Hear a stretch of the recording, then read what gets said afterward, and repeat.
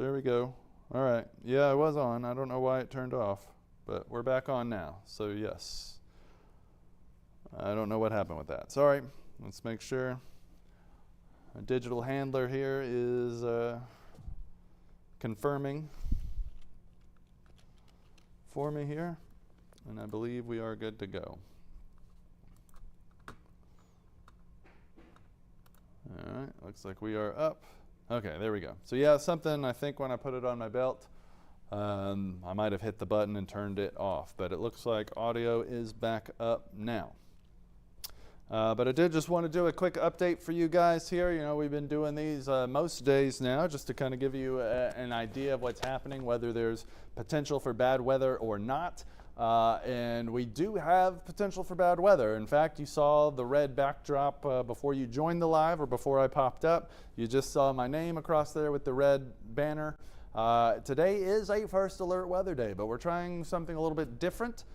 Sometimes we have these pop up and the event is tonight and we spend all morning talking about it. So definitely want to make sure that that is communicated, that this is still hours off and we'll have plenty of time to talk about it and prepare, but wanted you guys to have the latest information with that. So let's take a look at what we got going on here. There's the lights. All right. I was wondering why I was so dark. But now you can see my beautiful face more clearly. And that's the most important thing, obviously. Either way, let's move along to the headlines here. Today is going to be the hottest and most humid day that we've had so far this year. And yesterday was already pretty hot and humid, if you ask me. We're definitely in more of a July to August pattern here with oppressive to miserable humidity. And almost outrageous humidity with temperatures climbing into the low 90s. And I expect that is where we will be later today. Then after that, much later, around the midnight hour, if it speeds up a little, it'll be as early as potentially 9 o'clock tonight. And that is, again, if it speeds up considerably from what it looks like, we do have the potential for severe thunderstorms moving in tonight. The greatest threats with that are currently going to be straight line winds and hail on the moderate scale, upwards of golf ball and slightly above that size. But of course, as the storm moves through, we can see how that reacts going forward. And maybe hail is on the larger side, or maybe it's trending on the smaller side, but those are our biggest threats. Tornadoes are not impossible, but that threat is very, very low. There's not a whole lot of what we would call wind shear that helps generate that rotation that gets those started, but it's not completely not there, and sometimes these lines can kind of create their own rotation at what we call bookend vortices. So it's something we'll be on the lookout for. We'll certainly have our staff here looking at that and making sure that if any warnings are issued, that does not come as a surprise to any of you. Nadia Raspberry, that's a cool last name, is thanking us for the update. So thank you. No, thank you. It's for you guys out there. But right now it's just hot and humid and even a bit gray. I do expect we'll stay on the cloudy side for the next few hours, but once we head around lunchtime and a little bit beyond that, expect to see some sun peeking through, and that's really going to help us hit those low 90s later today and really kind of make a run at our highest temperature record for today, which is only 94, only 2 degrees above what I have for my forecast today. And that was set in 1998. The other record is 93, and that was set as early as 1899, and we definitely have a chance at that one if I'm underestimating the cloud cover there, or overestimating the cloud cover that we'll see, or we don't get any showers, because there is still a chance of a spotty shower. You see how low those clouds were as we looked out from, I believe that was the USM camera. And now you're seeing here in Laurel Ford, we've got those low dark clouds with those darker bottoms. There's plenty of moisture in them, just not really leading to showers just yet. A random sprinkle here or there, certainly possible. Even a shower possible. There's chances basically a flat 20% with an hour here or there that gets a 30% for the rest of the day. So it's really not very high rain chances. Not expected to be a rainy day, and that's kind of why we aren't really hammering home the severe threat until we get later on in the day when we're a little bit closer to that, because it is there, but it's not for over 12 hours at the absolute earliest right now, with it almost being 10 o'clock. So looking at Walt Massey Ford here again, gray skies, low clouds, dark bottoms, plenty of moisture, but just not leading to anything significant just yet. Looking rather ominous though here at Circle C Tractor in Waynesboro, as you're seeing. But again, those clouds will thin a bit, letting in that sun and really helping us warm up as we head later on into the night. So let's take a look at that hour-by-hour planner here. You see those clouds stuck with us until about lunchtime with at least mostly cloudy conditions, which that's 75% cloud cover to 25% clear sky. As we head past that time period, you see it thin to about 50-50. I would expect there could even be a few moments there in at least some isolated places where it thins even more than that to basically mostly sunny, like 25% cloud cover. But at the very least, it'll be 50-50 pretty much from that point forward. That's when we warm all the way up to 92. That's when you factor in the humidity and the wind, and we see the heat index climb to about 100 on average across the area. I expect some areas will get slightly above that, some will be slightly below. It's all going to come down to those super small scale features for each city in the Pine Belt. How some of those are in little valleys, or some may get more sun because the clouds just happen to thin over them, and things like that. Looks like Susie Kelly's here. She says here, and thank you. No, thank you once again. So let's look at the rain chances here, and I keep hitting the wrong computer when I do that. Rain chances for the next 24 hours, again, that flat 20% for pretty much every hour up until we head into about 10 o'clock tonight.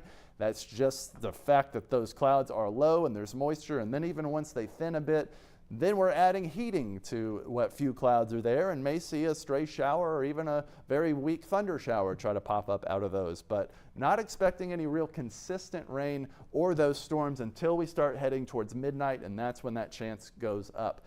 Now the issue why you're not seeing a 100%, those storms are guaranteed for at least our northern half, I would say, but then we're watching the tail end of that line as it's pushing through is kind of wishy-washy. It's fallen apart a little bit, and it doesn't guarantee that we'll have the same kind of strength that we're seeing on the northern end of the area. Up near Jackson, it's basically confirmed that the whole area will get the same threat. For us, we're kind of right on about 50-50 on that, especially for our southern half or southern third.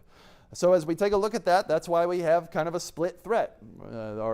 I called a viewer, checked me this morning because I used the term Southern Six. That's just something I picked up when I was down on the coast. I used to call these all the coastal counties, and somebody pointed out, well, those are only the ones touching the water.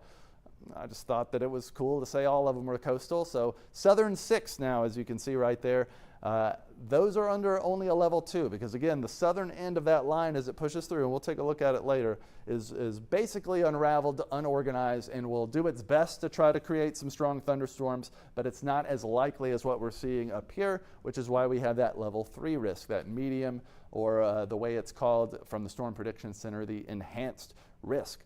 Now that is possible tonight as early as 9 o'clock. Sometimes these lines, these squall lines as they're often called, break away from their support, their upper level support that kind of help generate that little extra oomph, which is a very technical term weather-wise. As they break away from that, they can speed up. They'll unravel a little more quickly, but they can really race across an area if they break away from that and kind of go under their own power. So if that happens, we could see it as early as about 9 o'clock tonight. And that's on the absolute earliest end, I would say. Then it could last until about 3 a.m. Now, if it's sped up, it may get out of here just after midnight, 1 o'clock. Could slow down once it got here, even if it's sped up first. So that's kind of why we're always checking these things and seeing how it's trending with different models and just what we know about the area, having been forecasting here for some time. So to me, I'm expecting it to be a little bit closer towards midnight, very likely 10:30 to 11-ish if I had to put money down on when I thought it was coming through, if there was that kind of betting scene around here. So once again, our biggest concerns are straight line winds with the squall line setup, 75 mile per hour plus expected. Could be a little bit weaker, could edge into the 80s there, especially if any of these really come undone as it's pushing through with upwards of quarter-sized hail. I wouldn't say golf ball-sized hail is out of the question. I wouldn't be surprised if we only ended up with dime to marble size or something along those lines. It's definitely going to have some strong updrafts, which can generate that hail for us. So I would expect to see some out there through today. Alicia Atwood's watching and praying it doesn't get bad. Me too. I'm kind of on the fence, when we say these things. Like, it wasn't all that long ago. I think we had a level 4 risk in the area, and it really didn't end up being all that bad for us, which, people may think that that's upsetting for us. It's not. If we think it's going to look bad and it doesn't end up bad, I'm totally fine with that, especially as a homeowner in South Mississippi now. But it's just the potential is there, and that's what we're looking at. So trying to break that down a little bit more, you can see our biggest threat is wind. That hatched area basically guarantees you're going to see some winds in excess of 60 miles per hour in those places. And very likely, as we said, weather maps don't, weather doesn't follow maps. It doesn't follow our counties, and even the little overlays we draw, it doesn't follow that either. So it's not going to be a hard stop there. We could see those severe winds continue a little bit further south. Hail threat would be second, and then again, tornado you're seeing there, low to very low.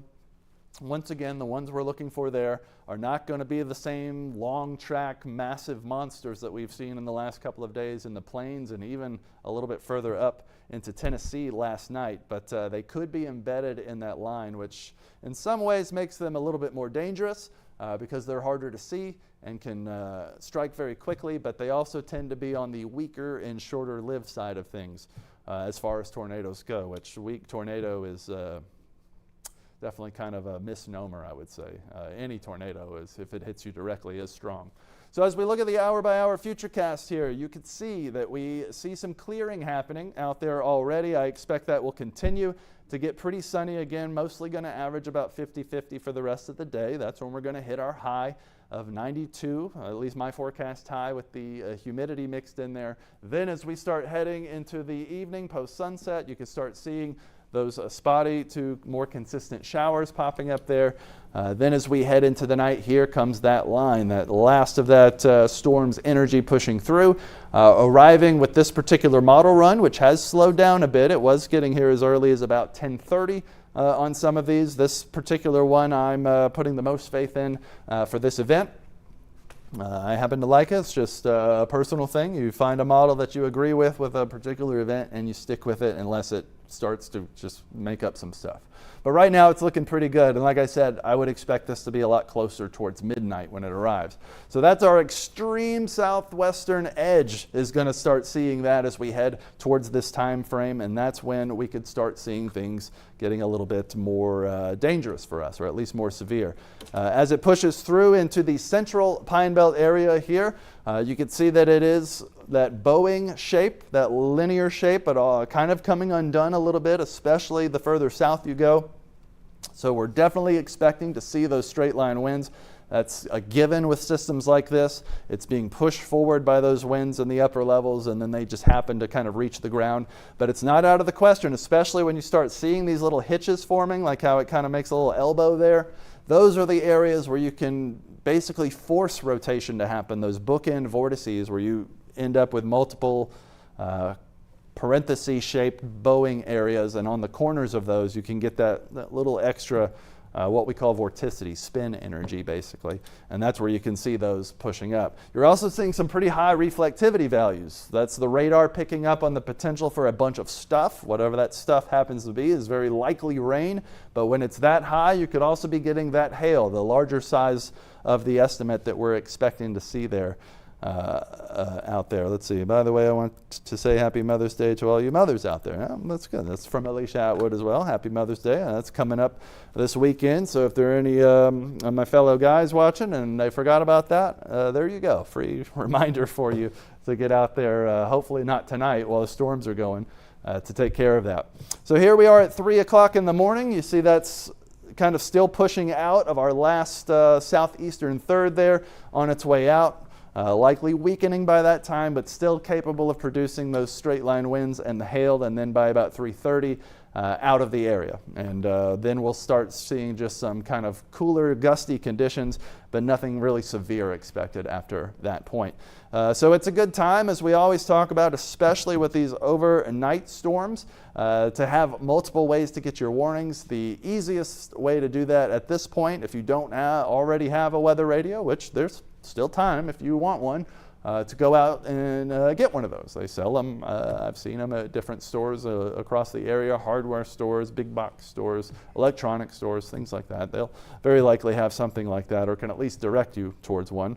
And that's, if you don't have one of those or don't want to go get one, you can always download our app. If you already haven't done it, just search WDAM First Alert Weather on your Apple or Android device. That way, if you have it set up, and the default is that it is set up that way, if you get tornado warnings, severe thunderstorm warnings, I believe even flood warnings might even be the default on there, and your phone is geographically inside the box that the National Weather Service draws, a little warning box, that means you have to have your geolocator turned on too, which some people turn off. I don't know why, because it's pretty useful out there, satellite positioning and all that.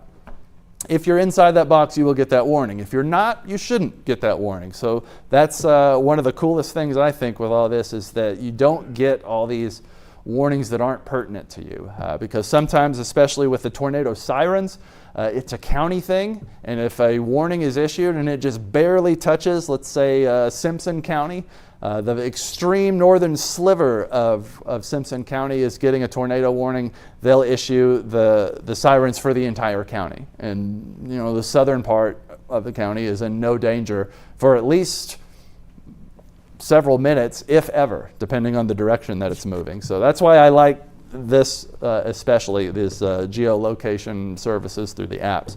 So that's the best way to get warnings, especially for these overnight systems. That way, if you are going to sleep, which I am always asleep at midnight because we got to get up early and come in for sunrise, if a warning is issued, it should alert you quite loudly and hopefully wake you up so you can react to that warning as it's moving through.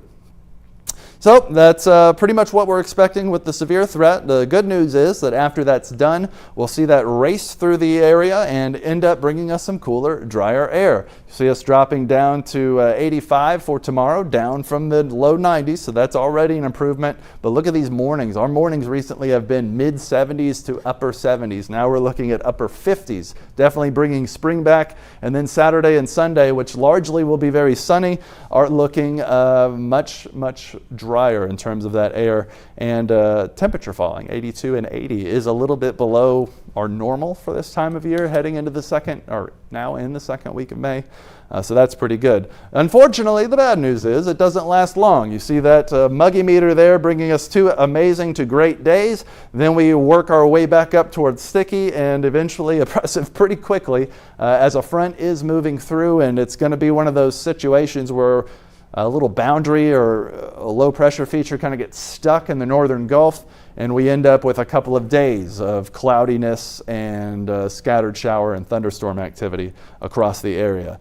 So looking a little bit better for the weekend, certainly. Lots of sun, lower humidity, be a great time to get out and enjoy it out there. But today is, again, a first alert day. It's just not for about another 12 hours that we'll really need to start focusing on that as that line moves through. So alert day for today, but really, if I could, I would move that box about halfway in between Thursday and Friday, because we'll see that extend into a couple of hours very early tomorrow morning. After that, Friday will start clearing. We'll still have some clouds left for a good bit of the middle of the day, and then those will start to clear. We should end Friday with a good amount of sunshine and open sky, and that'll take us into Saturday, which will be more sunny than not, but we won't be done with the clouds completely. With that lower humidity. Then most of Sunday is still looking pretty good, but then those clouds start rushing back in, and that's all happening ahead of a pretty rainy Monday, which doesn't look, at least at this point, like severe weather will be a major issue with that, but thunderstorms certainly will be, and it wouldn't surprise me to see some flood of warnings, watches, and things of that nature, because it's really going to start coming down and stick with us through Monday and into Tuesday. And then it starts to drop off, but I do believe we'll see it kind of surge back as we finish off next week. So I highly recommend, after this storm system moves through tonight, that you get out there and enjoy the weekend, because next week is looking a bit cloudy. There was icicles there. I don't know why. Icicles ran across the screen. But I forgot to turn on the thing that has my social media handles on there, so they are not going to show up on the screen. But that's Ryan Mahan, WDAM. I know this is shared through this station page. If you'd like to follow me directly, you can do it there. And if you would like to follow me on Twitter /X, it's at Ryan Mahan WX. And if you have questions about this kind of stuff, you can always ask me directly, and I will let you go ahead and enjoy the rest of your day as we march toward this evening when this could move in.